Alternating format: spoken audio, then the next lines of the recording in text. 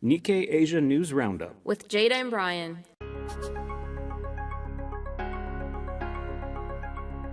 Welcome to the Nikkei Asia News Roundup with your hosts Jada and Brian, bringing you the latest updates and insights on the dynamic world of Asia and more. Now let's delve into the headlines. This program is brought to you by Nikkei.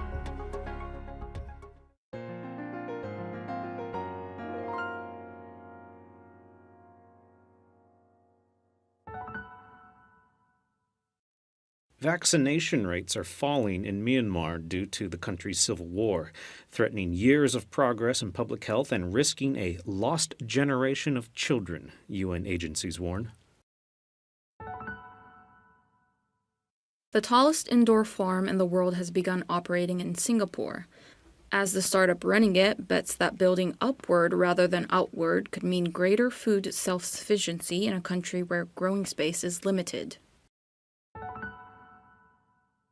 China's natural gas production reached an all-time high last year due to the state-backed rush to develop shale fields and other non-conventional sources, reaching a level capable of supplying 60% of domestic consumption. Japan Airlines and East Japan Railway are collaborating in the passenger transportation sector to develop travel products and integrate rail and air tickets, as the former rivals eye boosting convenience to attract foreign tourists.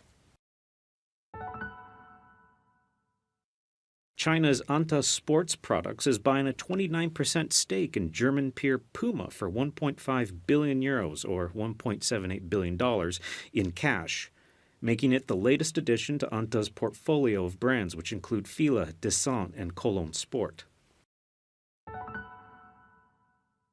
The shock of U.S. tariffs has sent furniture producers in Vietnam, the world's number 2 furniture exporter after China, to the Middle East and India in search of customers. Now moving on to the next segment.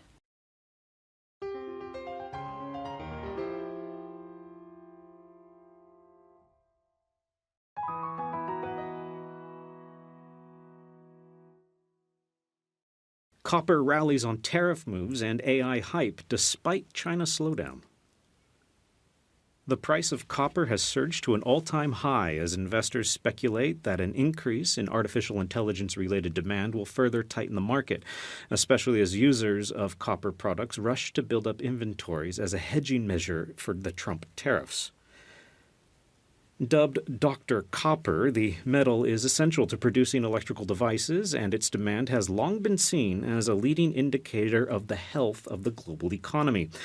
The price of copper rose 40% over the past year and hit a record high in January, with a benchmark 3-month forward in the London market hovering around $13,000 per metric ton.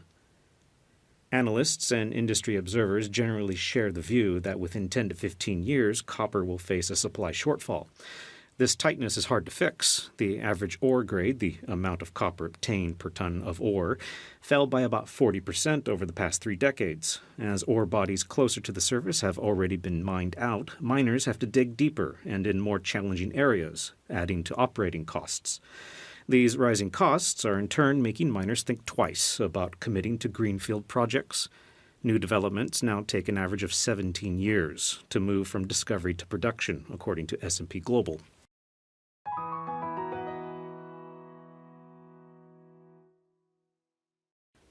Thailand sees first decline in Japanese restaurants in 2025. The number of Japanese restaurants in Thailand fell for the first time in 2025, reflecting both an economic slowdown and a shrinking Japanese expatriate community in the Southeast Asian manufacturing hub.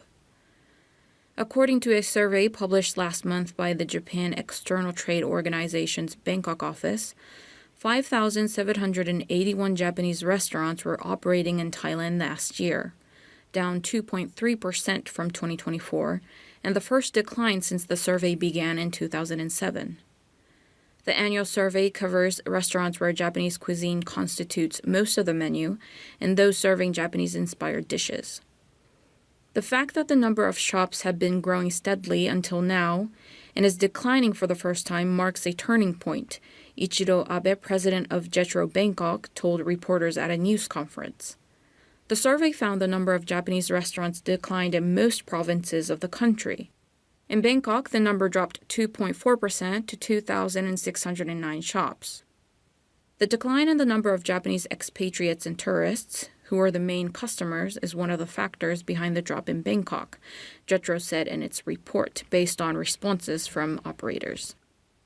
A regional manufacturing hub, Thailand has a large Japanese expatriate community, particularly in the automobile industry. But Japanese manufacturers' dominance is fading as automakers from China and elsewhere gain market share. This is reflected in the falling number of Japanese living in Thailand, which dropped to 72,113 as of October last year, compared with 82,574 in 2021, according to Japanese Foreign Ministry statistics.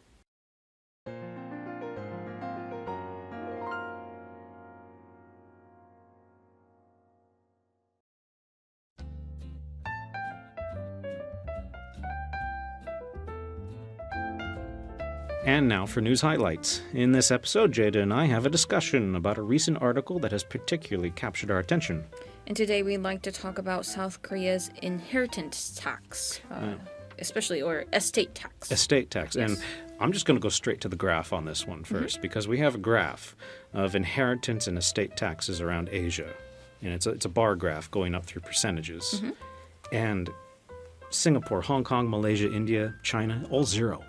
Zero. Oh, wow. According to this graph. Okay. And then it starts going up. The Philippines it looks like it's like 6 or 7%, and then Thailand's right around 10%. But then South Korea and Japan are way ahead, with Japan at number 1 at 55% at the top rate. Okay. But the one we're focusing on is South Korea, which is at 50% for the top rate. Yes, and it hasn't been changed in like 3 decades.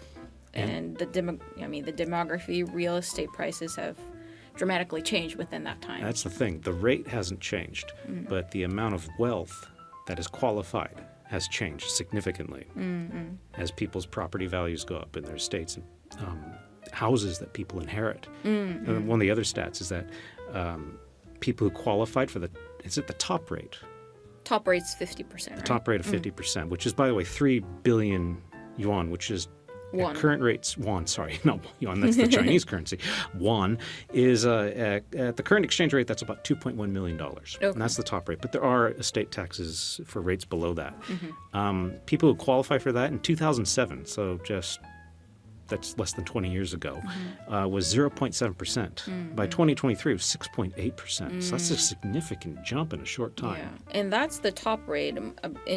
Generally, a lot of people are charged the 40% tax rate, which is for estate values exceeding 1 billion won, which is about a little under $700,000, I think. So I'm sure that rate has also jumped significantly. And in Korea, like Japan, that it's also an aging society, right? And this uptake in with more people facing the tax net, a lot of people were forced to sell their homes to pay those tax bills, which has been a huge issue. And some people are even moving to Singapore, Hong Kong to avoid it, right? Yeah, some of the highest earners have, it's just been a couple hundred, but they're like some of the richest people in the country, and they're moving, to Hong Kong and Singapore to avoid this. Yeah. But for people who are not as rich as that, but still qualify for these, there's some anecdotes in here. There was one interesting. A guy, he bought his own place. And then his mother died, and he inherited her place, and her place was significantly more valuable. And the taxes he would have to pay on it, his accountant or financial advisor said, you basically have to sell your own place in order to afford that. And that's what I recommend. So he worked up and he saved up and he bought his own place, and then immediately, the way the tax system works, he has to get rid of it.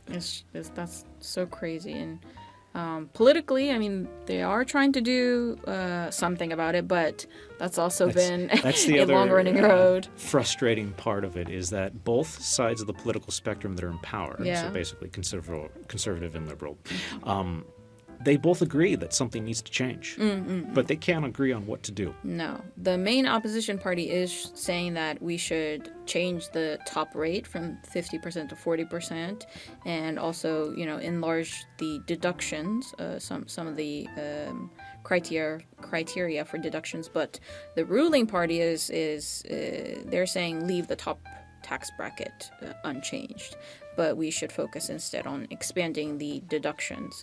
But it seems like, they can't find a middle ground. There seems to be also public suspicion that the tax change would mostly benefit the rich.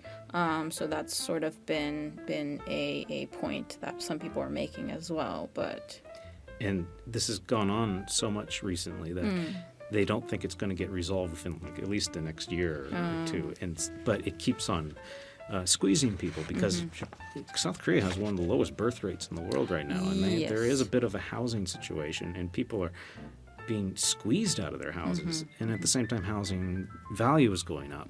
And the people who are making money on the houses might be taxed on those houses.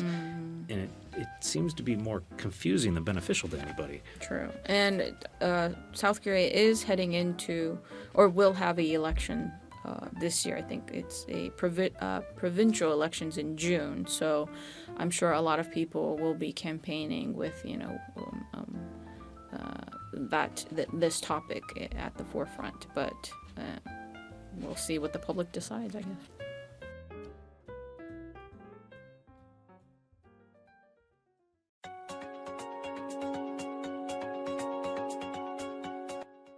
And that brings us to the close of today's episode. We look forward to having you join up again for the next edition of the Nikkei Asia News Roundup. Stay informed, stay curious. Until next time, I'm Jada. And I'm Brian. See you again, and take care. This program is brought to you by Nikkei.